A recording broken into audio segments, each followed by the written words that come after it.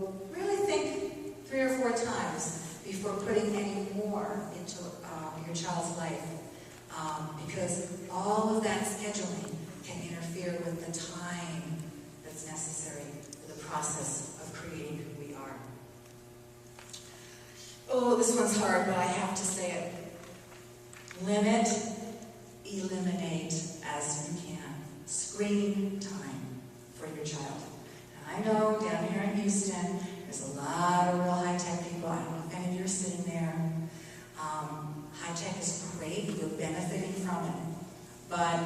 And I know there's a lot of contradictory evidence out there about whether screens hurt children and what they do for development. But one thing I can tell you that has been true ever since this debate started when I was young in terms of television, regardless of what is or isn't happening for a child in front of a screen, I will guarantee you there is a ton of experience that's not happening while they're in front of that screen.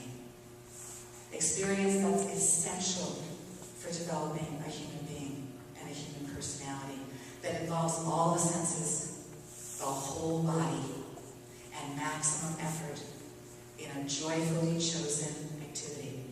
So forget about whether it's going to harm them or hurt them or be good for them to see that instructional video or play that game or watch that video, that movie or whatever. Just think about all the things that they're not doing while they're sitting there and try to give that process to them for their whole body, all their senses, and maximum effort. Sidestep the praise paradox. Thank goodness we Montessorians have been criticized for about 2 generations for not praising children. And it turns out research is proving we were right all along. So there's all kinds of research now that is saying this trend that's been going on for about a generation plus of praising children because it'll raise their self-esteem. Guess what? Not true. In fact, they've proven that hardened criminals in life imprisonment feel really good about themselves. So somehow we got off track as a culture here. There's the idea of just generalized praise. You're so smart. Oh, that's great job. Which is just generalized evaluation. Turns out that's actually kind of conditional, as in, you've pleased me. So there's a lot out there for you to investigate of how to substitute true positive statements for this generalized praise. And that research shows that's actually very good for our children. Specific, sincere, children, by the way, detect the insincerity in that, oh, well done. Positive statements, a description of what is real, is the way to go if you want to affirm your child. And that means sometimes even saying, that didn't go very well. Maybe next time you can pay attention a little more. That's actually much more helpful feedback to a child than saying, great job, as you strike out for the 3rd time. That's obviously an older child, but anyway, so I invite you to look into this idea of praise and how to change it into a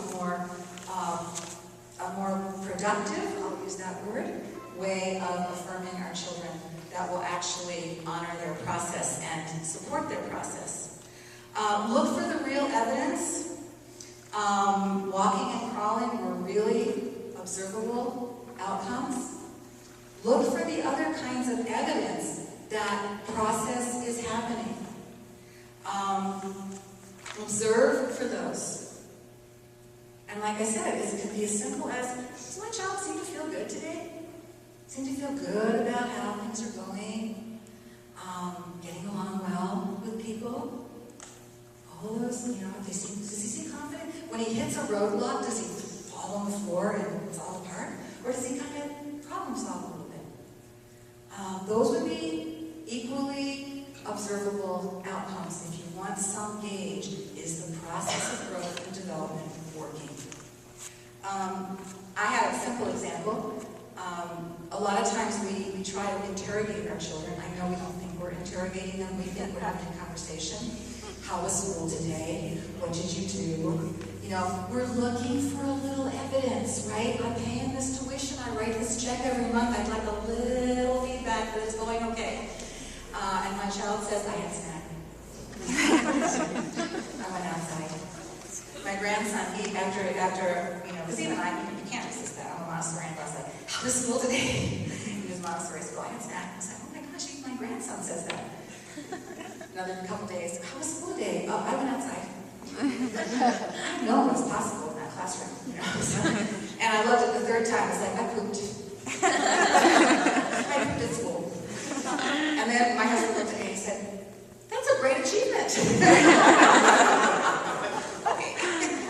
But, so we would like a little bit of, you know, that's kind of an evidence, looking for a little outcome. I did the Pooh Tower 15 times. I concentrated on, I did my metal insect design. No, it's not insect, it's insect.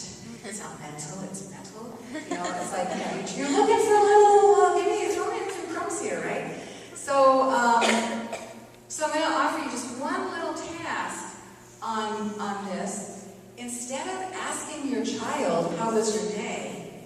Just bypass that whole thing and say, let me tell you something that happened in my day today. Model it. I had a dear friend who took this advice, and in his family, and every night at dinner, they actually did sit around the table and have dinner without any media on. But one of the parents would, at some point in the evening, in the dinner, would say, let's talk about our day. And for several years, they had 2 toddlers, you know, young toddlers, when they started this. And maybe not for years, but for several months, they had a little scripted dialogue, basically, between the 2 parents. Let's talk about our day. Oh, okay, honey, I'll talk about something in my day. And then the other honey would say something about, you know, his or her day. And then the boys were just there. But this was coming in. And one day, after each parent said something about their day, guess what? Their 4-year-old chimed in. Oh, let me tell you something about my day. If you're looking for something, model it. And give your child time to fulfill the process of joining in. Because I guarantee you, that's one of the jobs of under 6. Be like the people I live with.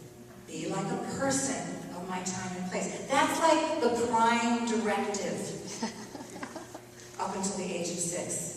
And I guarantee you, if you want to know what kind of person you are, no matter what you preach, they do as you do, not as you say. So if you want them to be a certain way, be that way yourself. And give them the time, honor that process, so that they will become that person. And as Steve Hughes, Dr. Steve Hughes, pediatric neuropsychologist, has he been here? Has Steve Hughes been here in Houston?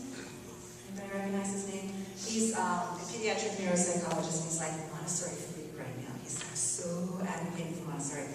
But he is very fond of saying the best thing you can do to assure your child's future success is raise him or her to be lovable. Raise them to be lovable, and just about everything else in life will fall into place. So I'd like to invite you to think about that as well. If you want them to be a certain way, be that way yourself. I hope you choose good models of what you want them to be. And then give them that gift of the time to choose when to start participating. Remember, you were talking to your child since before he or she was born. When did he start talking? When he was ready, when all the pieces were in place. So for all those other behaviors, it's the same model. They have to experience it, be immersed in it, and then they have to have the time to decide when and how to apply it themselves. And as I said earlier, another thing you can do, one of the best things you can do, is choose environments that will also honor your child's process. There's 2 books that I found, I kind of consulted a little bit in framing some of this that I would recommend. They're on the bottom of the handout. One is this book here. attention-getting title, Nurture Shock. I don't know why they chose that title, frankly, not very shocking at all. Nurturing shouldn't be. But it's new thinking about children. And this is a very, very accessible introduction to the most contemporary research on children. It does go through adolescence, so it's not exclusively about early childhood. But it's real accessible. Every chapter is a different topic, so you don't even have to read the whole thing through. But this would be where you'll find a whole chapter on that praise research, various other types of approaches that I think you will find helpful. But in a shameless promotion for Montessori education, everything in here is not new to the 100-plus-year-old tradition you've chosen for your children of Montessori. And we're just really glad that the world is finally getting back on board with us. The other book is this one by Alfie Cohen, Unconditional Parenting. A Montessorian could have written this. Alfie Cohen is also a Montessori ally. He's spoken at many Montessori conferences. But he's a great one also, just again on that praise. He actually can give you some alternate things to say besides, good job, you're a great guy, of how you can really approach that. And this book also takes you beyond the first 6 years of life, so I think this could be a good companion. I would just like to end with one quote, which I actually found on a plaque in your school here as I was wandering around today, coming in from the infant garden, and it is Maria Montessori, but I think it's a good one for us to end on. It's not on your handout because I found it after the handouts were done, but you can find it on the plaque coming into the main office from the infant garden, and it goes like this. The invention, the creation of a fertile imagination is a reality. It is the child's way of learning. This is the path he follows. So there's his journey to the fertile imagination. He learns everything without knowing he is learning it. Wouldn't that be a great place to be? Just learn, not even knowing you're learning it, just take it in. He learns everything without knowing he is learning it. And in so doing, he passes little by little from unconscious to conscious. Passes little by little from unconscious to the conscious, treading always in the paths of joy and love. So that's what we could all wish for our children, to tread always in the paths of joy and love as they move towards this amazing outcome called a human being. So I thank you for your attention. It did take me longer than I thought, so I don't know if there's time. If you have time, I know your children are waiting for you and you're waiting to go home. But if anyone has any questions or comments that they'd like to offer right now, or you just take all this home and meditate on it, or I'm here. So does anyone have anything they would like to ask right now or say? I appreciate you coming. Oh, well, you're welcome. I appreciate being here. I just love meeting new people. I do congratulate you on your choices for your children. It's hard in our world today. There's a lot of pressure, and you probably feel it from your relatives and your neighbors. Where's that grade? Where's those reports? Where's that assessment? You know, are they taking the kindergarten standardized testing? All that, and it's a brave